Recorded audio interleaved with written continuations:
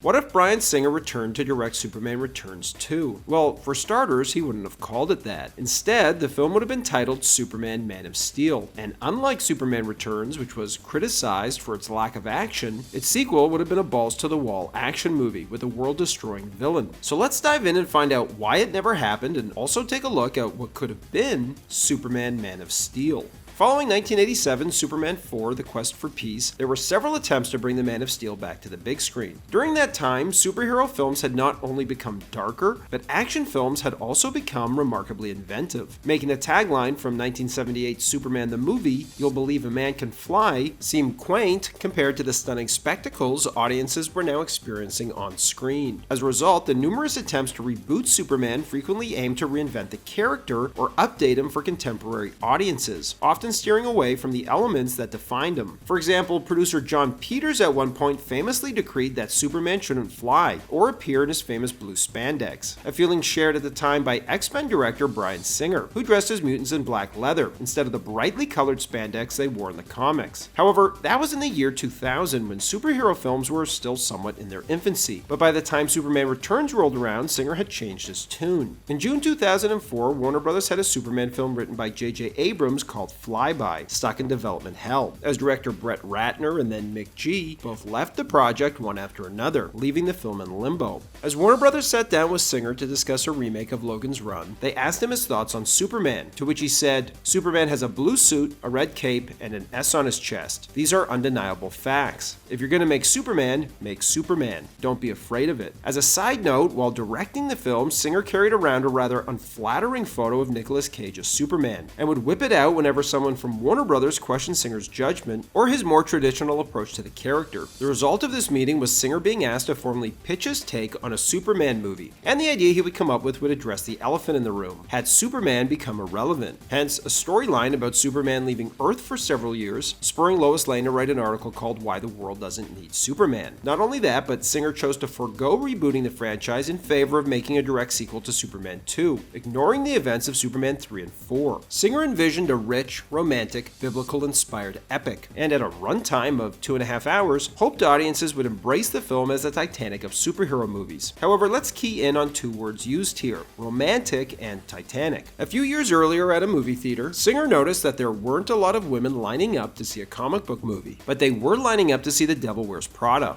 Eager to address this, Singer made Superman Returns for, and I quote, "The Devil Wears Prada audience of women who wouldn't normally come to a superhero film." Warner Bros. Would greenlight the idea the same month Catwoman came out, perhaps in a desperation move in response to that film bombing, and fast-track Superman for a June 2006 release date. However, there was just one problem. Singer was supposed to direct X3 for Fox and finish his X-Men trilogy. However, Fox allegedly lowballed him and were slow to negotiate his deal. Tired of waiting for them, Singer agreed to direct Superman Returns instead. It's worth mentioning, though, that in the years since, reports of Singer's unprofessional behavior on those X-Men sets has come out, shedding new light on perhaps why Fox was reluctant to bring him back. When it came time to cast the film, Singer faced a unique challenge. Since he was making a sequel, he had to hire an actor that didn't just look like Superman, but had to resemble Christopher Reeve. He'd find him in the audition tapes for Superman Flyby, as Routh had previously screen tested for that film, as did Henry Cavill. And if you're wondering why Routh was cast over Cavill, one of the main reasons is obviously his resemblance to Reeve. When Superman Returns finally came out, it received a mixed response from fans and critics alike, with many complaining that outside of the thrilling plane rescue, the film lacked action, and in some ways felt like a rehash of the first film, with Superman having to stop yet another Lex Luthor real estate scheme. Famed critic Roger Ebert would call the film glum, and would criticize Brandon Routh for lacking charisma as Superman, surmising that he must have been cast because he looked like Reeve. For his part, Singer listened to all of the criticism, and planned to address it with the sequel, acknowledging that the film wasn't what it needed to be, and probably shouldn't have been made to get more women in the theater. Regardless, Singer began moving forward with planning the sequel. It's worth mentioning that Singer is a huge Star Trek fan, even cameoing as a bridge officer in Star Trek Nemesis. And when he began planning the sequel to Superman Returns, Singer referred to it as the Wrath of Khan of the Superman franchise. He also compared Superman Returns to Star Trek the Motion Picture, saying that because that film brought back the franchise after a long layoff, they had to take time to reintroduce the universe and establish the tone and the characters. But with the second film, The Wrath of Khan, they could dive right into the action and take things to another level, which is exactly what Singer planned to do. Working Working with filmmaker Robert Burnett, who documented the making of Superman Returns, the two developed a story for the sequel. The film would have started on Krypton, as the planet's elders enter a citadel that stores a repository of knowledge from the 28 known galaxies. Here, they consult a humanoid-looking artificial intelligence on Jor-El's findings about the fate of the planet, but the AI dismisses them. However, later, when the planet begins to break apart, the citadel would be revealed to be a giant ship, as it would then take off from the doomed planet and fly off in one direction, while Kal-El's ship would fly off in another, towards Earth. From here, we jump ahead to a few years after the events of Superman Returns. The Kryptonian landmass that Superman lifted into space is now in orbit between Mars and Jupiter, and has been dubbed New Krypton. Superman's biological son, Jason White, is also now a teenager, but Superman continues to keep his distance as Jason is raised by Richard, White, and Lois. NORAD begins to track an enormous, unidentified object as it enters our solar system and approaches Earth. Superman then flies up into space to meet it, as we see that it's the Kryptonian ship from the opening of the film, except it's considerably larger than when we last saw it. As Superman flies deep into the nerve center of the ship, he eventually comes to the humanoid-looking artificial intelligence, who filmmaker Robert Burnett envisioned as Jude Law. As Superman meets the AI, it tells him that it's been traversing the universe in search of any traces of Kryptonians, while gathering knowledge from the numerous races it has encountered in its travels. However, when Superman lifted the Kryptonian landmass into space, it was the first instance where the AI detected a remnant of Krypton, which brought the AI and its ship into our solar system. Superman, overjoyed that he's found someone from his homeworld, takes the Kryptonian to Earth to introduce him to the planet and meet the leaders of the world. But the Kryptonian is perplexed as to why Superman hasn't used his abilities to help solve global problems such as hunger and war. Superman, however, explains that his father forbade him from interfering to that extent. The Kryptonian, however, disagrees with this stance, and shortly after intervenes in a Middle East conflict that sees one country invade another. After annihilating the invading army for breaking international law, the Kryptonian declares the world war-free and threatens severe punishment for any nation who violates this. The major nations of the world embrace this, instantly uniting in global peace, as the Kryptonian pledges to share advanced technologies, combat famine, and eradicate diseases, leading Perry White to call him a Brainiac, a name that would stick. As Brainiac woos the leaders of the world and even becomes a mentor to Superman's son Jason, helping him to develop and control his powers, Brainiac publicly criticizes Superman for not having done more for Earth when he always had the ability to do so, resulting in the people of Earth turning on Superman. Now an outcast and deeply suspicious of Brainiac, Superman returns to Brainiac's ship to investigate, where he learns that Brainiac optimizes every civilization he travels to, but after learning everything he can from them, destroys them so that he can be the only one to possess their knowledge, which is what he did to Krypton. However, as an artificial life form, Brainiac longs to become organic, but the only thing in the universe that is compatible with him in order to accept a transfer of his consciousness is another Kryptonian. Thus, he decides to do this with Jason, as he steals his body and transfers his consciousness to him, assuming all of Jason's superhuman abilities in the process. As Superman tries to warn Earth's leaders about Brainiac, he's confronted by him, who is now inhabiting Jason's body, as Superman is forced to fight his own son to the death in order to save Earth. So what went wrong? Well, besides receiving mixed reviews, Superman Returns' price tag was astronomical, not only because it was a big budget superhero movie, but also because it included all of the costs incurred developing the previously canceled Tim Burton Superman Lives and J.J. Abrams' Superman Flyby. As a result, Superman Returns would have to gross over $600 million